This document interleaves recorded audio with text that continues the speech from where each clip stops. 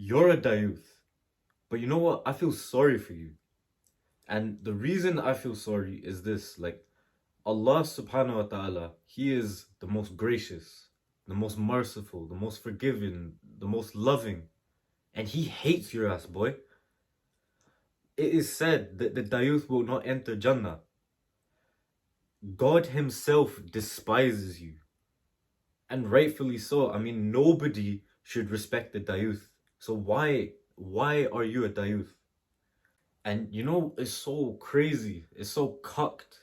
In the Western world, men are willingly, forcefully sending their women out into the world, into the 9 to 5 life and university world. Like, it's all bullshit. And all these women are doing is endangering themselves because of the men that are DAYOOTHs. They don't even deserve to be called men. Let's call them males, okay? Let's just keep it gender specific, okay? They're males, but they're not men. Now, years ago, I was working a 9 to 5 job, okay? When I was working this job, there was a married woman, okay? There was a married woman that worked there.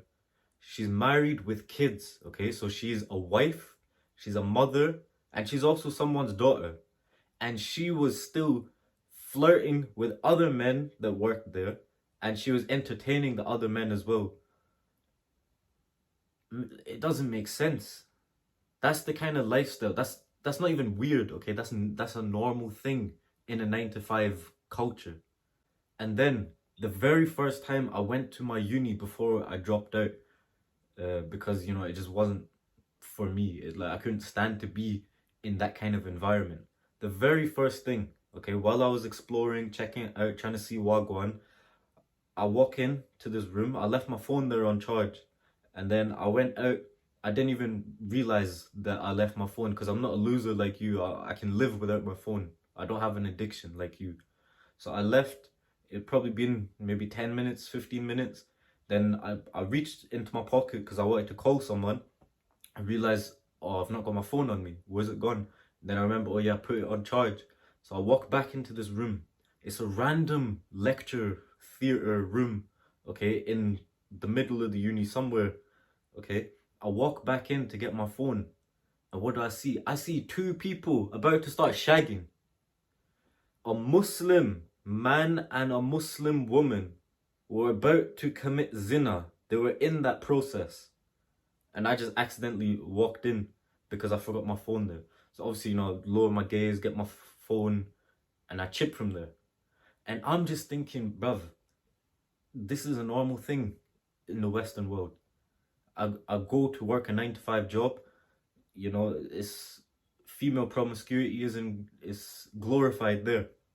Go to university, the degeneracy is still here as well. What can a brother do? So that's why, you know, I focused on business. I said, forget the traditional route. Okay, maybe my parents might not be happy with me.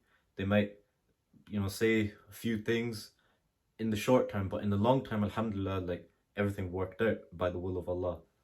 And the sad thing is, there's so many Muslim men that are doing this. Is not like just a thing that the kuffar are doing, because it's understandable, the kuffar, the tapped, okay, but you as a Muslim man,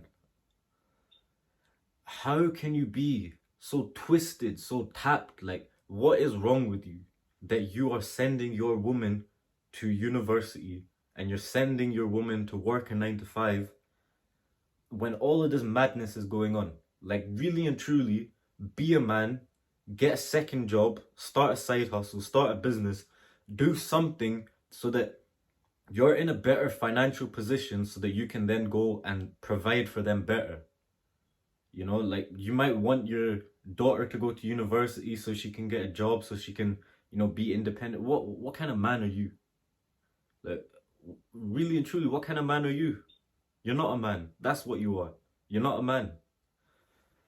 The solution is accept the roles and responsibilities which Allah has bestowed upon you. You are a man, the provider and the protector of your woman. Your mother shouldn't be having to work. Your sister shouldn't be having to work. Your daughter shouldn't be having to work. your wife, you know, all of your women, okay, they shouldn't be having to go to 9 to 5. They should not be having to go to university. It's pointless.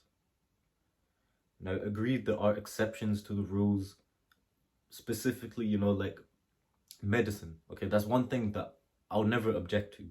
If a woman genuinely wants to study medicine to become a doctor, it is a need. It's definitely a must. You know, it's something that, especially as Muslims, like imagine your woman needs to go for some sort of surgery or whatever. You don't want a man like doing all that stuff. That, come on, like, then that's also like you just cucked if you are okay with that. Just be a man, work harder, make halal money, and provide for your people. It's simple, bro.